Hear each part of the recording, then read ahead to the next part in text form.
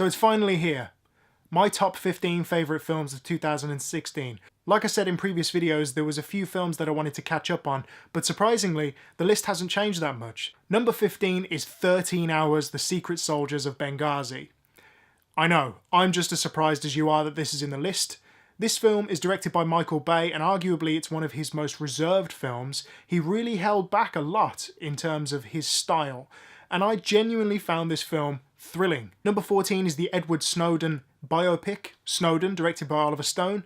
I think Joseph Gordon-Levitt gives one of his best performances in this film, truly just transformed himself, his voice and everything.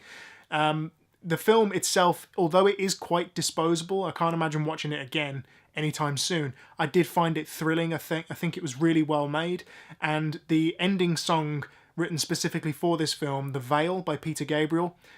I love Peter Gabriel, so you've won me over already, but it's actually a really great song, and the music video that goes with it is wonderful too. Number 13 is X-Men Apocalypse, directed by Bryan Singer. I am lukewarm on Days of Future Past, but if you've seen my review for Apocalypse, you'll know how highly I rank it.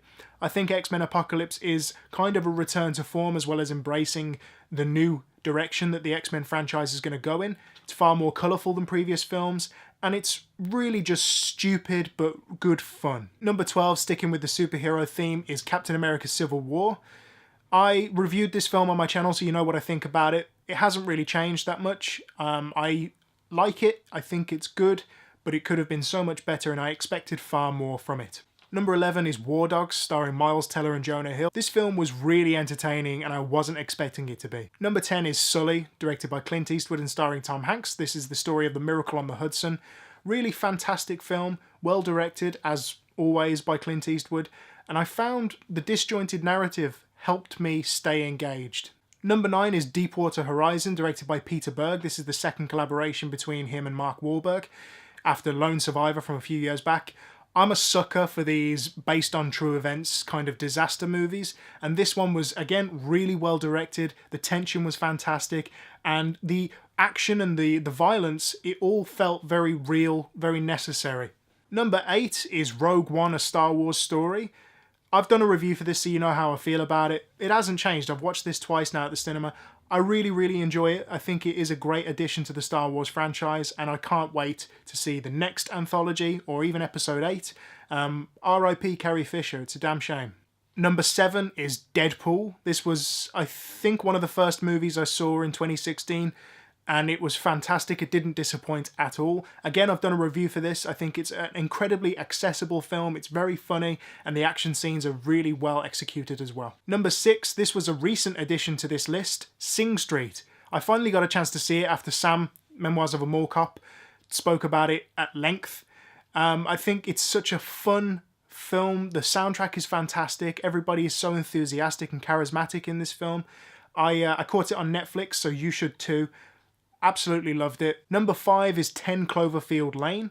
This was the very unexpected spiritual sequel to Cloverfield, and it's much more of a close quarters thriller than anything else. It's fantastic. I think it's really well acted, really well directed, and to keep it in such an enclosed location and to keep it entertaining for the duration of the film is not an easy task. Number 4, another recent addition to this list. I watched this a couple of days ago.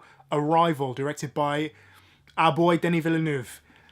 And I think this guy can do no wrong. Every film I've seen of his has been incredible. And the cinematography in this film by Bradford Young is just mind-blowing. It's such a beautiful looking film, and I think Roger Deakins has some heavy competition. Number 3 is the incredibly pulpy, fun Nice Guys. Written and directed by Shane Black, who has written some of the best buddy cop comedies ever made. This is no exception. It is so fun. Number 2 is Batman v Superman Dawn of Justice. I don't think I really need to talk about why this is on the list anymore. I've done my review for it, as well as Rob doing a conversation on the couch with myself. Spoiler talk on here as well. We've spoken at length about why we love this film, and my opinion hasn't changed. I still absolutely love it. Number 1 is Swiss Army Man.